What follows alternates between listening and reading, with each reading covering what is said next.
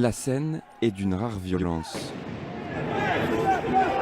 À 17h30, au croisement de l'avenue Georges V et des Champs-Élysées, 3 motards de la préfecture de police sont pris à partie par une poignée de manifestants. Sous les jets de pavés et autres projectiles, les motards en infériorité numérique tentent de se défendre comme ils peuvent. Un policier dégaine même son arme de service et met en joue les émeutiers. Avec l'appui d'agents civils, ils parviennent à s'enfuir in extremis. Certains syndicats dénoncent une tentative de lynchage. Moi, je ne fais pas d'amalgame avec les gilets jaunes, entendons-nous bien. Par contre, je dis que parmi les gilets jaunes, il y a des casseurs, il y a des criminels. Je dénonce et moi j'attends qu'une chose, c'est que la préfecture de police puisse exploiter des images et on pourra le faire parce que certains sont facilement identifiables là-dessus et qu'ils soient enfin condamnés.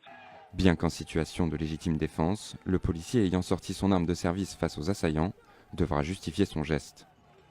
À partir du moment où un policier sort son arme et braque, il y aura un rapport, il va devoir rendre un rapport et expliquer les circonstances dans lesquelles il a décidé de sortir son arme. Déchaînés, des manifestants ont même détruit cette moto de police à coups de pied. Le ministre de l'Intérieur Christophe Castaner a salué l'attitude exemplaire des fonctionnaires de police face à des attaques inqualifiables.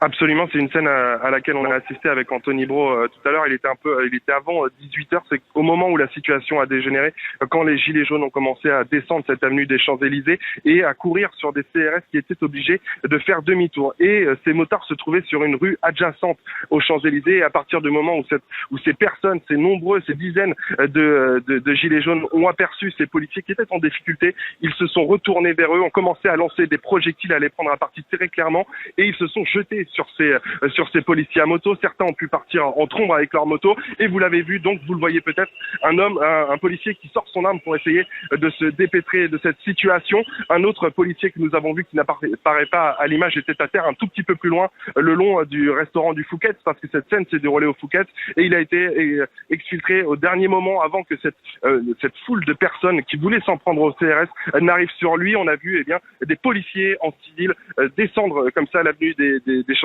arriver à ce carrefour et essayer donc de sortir ces policiers qui étaient dans une très mauvaise situation.